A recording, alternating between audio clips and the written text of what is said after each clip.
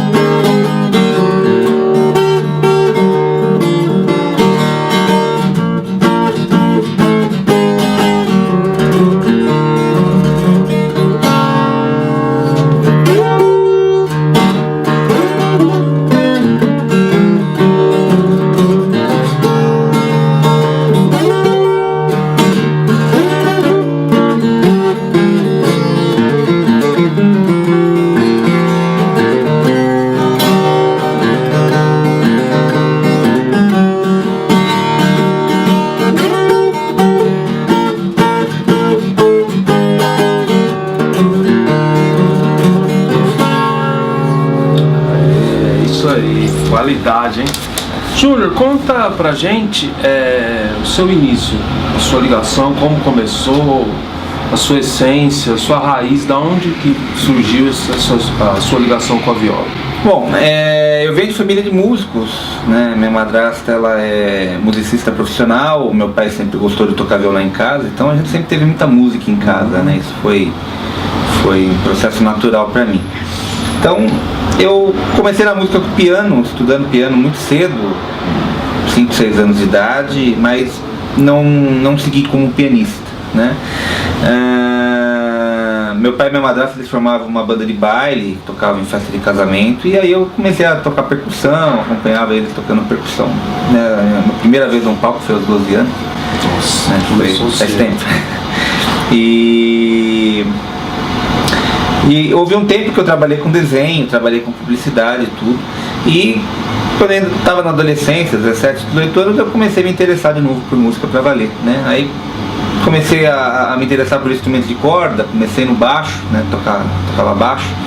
E aí comecei a me interessar, primeiro por guitarra, mas não fazia muito do meu jeito. Aí fui pro violão, né? E é naquela busca de você querer buscar novos sons, buscar outras referências, né? A partir do violão eu gostava muito de Beatles. De Beatles eu comecei a ouvir muito Eric Clapton, de Clapton eu comecei a ouvir blues, de blues comecei a ouvir Robert Johnson, né? Aí procurei dentro da música brasileira algo que tivesse um paralelo com o blues, né? Comecei a ouvir um pouco de MPB, mas não era minha praia. Júnior, explica pro pessoal o seu instrumento.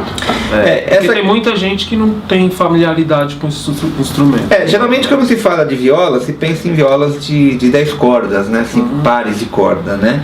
Essa aqui é uma viola de 12 cordas, né? As violas de 12 cordas, elas eram utilizadas antigamente, os primórdios da gravação de música caipira no Brasil.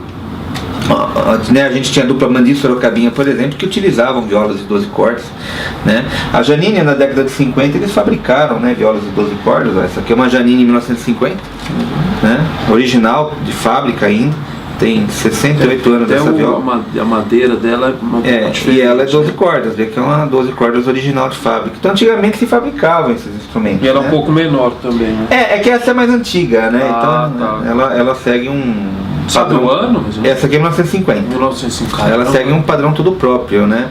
Essa já é uma viola mais recente, então você pega as violas de hoje, elas já são um pouco maiores do que essa daqui, né? Mas tem muita diferença de som? Ou você consegue tirar a mesma Não, é a mesma coisa. Por exemplo, aqui a viola ela tá com a afinação cebolão, que é a afinação convencional que o violeiro de música caipira usa, né? Tocar pagode.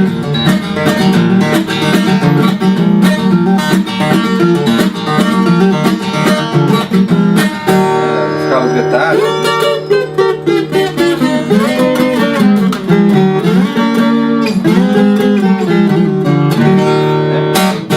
Então aqui tá como uma viola comum, só que você tem um par de corda a mais.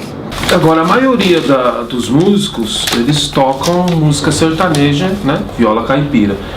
Você fez uma mistura muito interessante, muito rica, né? Musicalmente falando. Que é a mistura da viola com rock and roll, blues, né? Você teve bandas. Conta um pouco pra gente e depois toca aí pra gente conhecer. A minha relação com a viola ela é um pouco diferente do violeiro tradicional, porque eu sou paulistano, nasci aqui, cresci em São Paulo. Então a minha realidade musical, a minha influência musical, ela é diferente de um violeiro convencional, por exemplo, que nasceu no interior e cresceu ouvindo música caipira. A minha referência musical, o que eu cresci ouvindo, foi as rádios FMs, que no início dos anos 80, que estavam começando. Então, rock nacional, que naquela época estava né, no auge. A minha realidade musical foi essa, era Paralamas, Legião Urbana, RPM, né, músicas internacionais, que tocava muita coisa internacional, Leonard Rich, Kenny Rogers, Diana Ross, né, você tinha muita coisa internacional. Então a minha realidade musical foi essa. Não foi a roça. Não foi a roça. Assim. Foi essa também. Foi a influência. Né? Mas assim, todo fim de semana eu ia para casa dos meus avós ouviam. Então eu conheci o gênero, né? O que é engraçado, né? A gente paga a língua, né? É que eu não gostava. Caramba, curioso. Eu não curtia, não gostava de música sertaneja, porque assim, as referências que eu tinha de música sertaneja era o sertanejo moderno que tocava na rádio na época, né? E eu não curtia, não gostava muito daquilo. Até mesmo o próprio Amir Sater, que foi a pessoa que me inspirou a tocar viola, eu achava ele esquisito. Eu olhava com aquele monte de pano e falava, cara estranho, né? O cara anda com o chapéu meio assim, todo envolto em pano. Não fala muito. Fala muito, cara, quietão. Eu achava estranho aquilo, né? E não era muito dado, mas é engraçado as voltas que o mundo dá, né? Eu vou tocar uma outra música, talvez até um pouco mais para esse universo da viola. Não é uma música caipira, mas talvez trazendo para esse universo da viola, que é uma música que está no meu primeiro disco, chama Rio Sorocaba. Vou tocar um trechinho dela para você. É uma valsinha. Certo.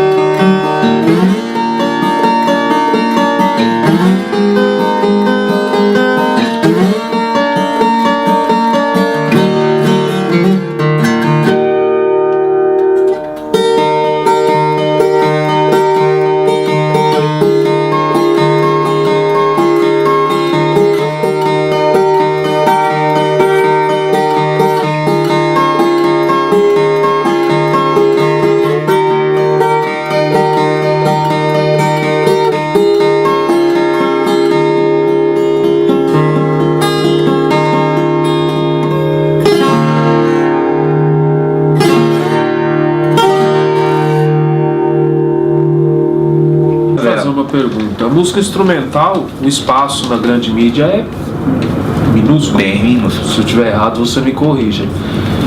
O que você acha que pode ser feito assim, pelos patrocinadores, produtores, para conseguir um espaço para tocar em rádio, aparecer na televisão? Porque Eu desconheço, pelo menos na atualidade, um instrumentista brasileiro que faz um grande sucesso. Assim, tem, claro, mas assim, a nível mesmo de sucesso nacional, é complicado, né? Eu acho que o problema é mais cultural, sabe? O Brasil, ele não tem tradição de música instrumental que nem na Europa, por exemplo. Você vai na Europa, você teve Mozart, você teve Beethoven, você teve Wagner, você teve Bach, né? Então a Europa tem uma tradição muito grande de música instrumental. Você vai para os Estados Unidos, você teve o jazz, né? O Brasil, apesar de a gente ter tido choro, a gente ter tido... o Brasil, ele não tem muita tradição de música instrumental. A música no Brasil, ela é mais canção. Ela é mais em cima do cantado, do falado. Então eu acho que isso já é o primeiro problema. Vamos tocar mais um? Você tinha pedido para fazer um rock, então tava falando de Beatles, vou fazer um trechinho de uma música dos Beatles aqui.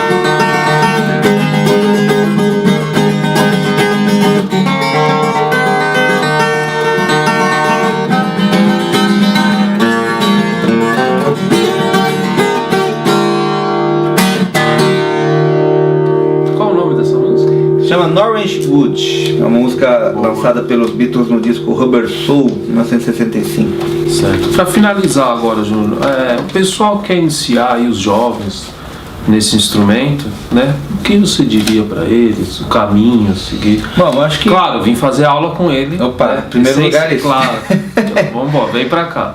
Mas eu acho que em primeiro lugar buscar as fontes, né? Apesar de eu ser um violeiro não convencional, apesar de eu ser um violeiro que em show, em cima do palco, toco coisas completamente diferentes, dentro da aula é Tião Carreiro, é Zé Carreiro e Carreirinho, né? É Cacique Pajé, é Vieira e Veirinha, é Almir Sater, porque esses caras são a base, né? A viola é um instrumento muito antigo, ela não se resume só à música caipira, a gente está falando de um instrumento que tem 1000 anos de idade. Música caipira, como nós conhecemos hoje, da maneira como nós conhecemos hoje, é dos últimos 100 anos, né? Então a gente tem um instrumento riquíssimo, né? Mas eu acho que a música caipira é uma porta de entrada para esse instrumento. Eu acho que é legal você entrar na viola pela música caipira. Vou pedir agora um funk do MC, não, brincadeira. Vamos encerrar aí, Júnior? Mais um? Vambora, eu vou tocar uma música que está no próximo disco, um trechinho de uma música que está no próximo disco, que está saindo agora, dia 12 de setembro. Chama Trilha Nova, é a música que abre o disco.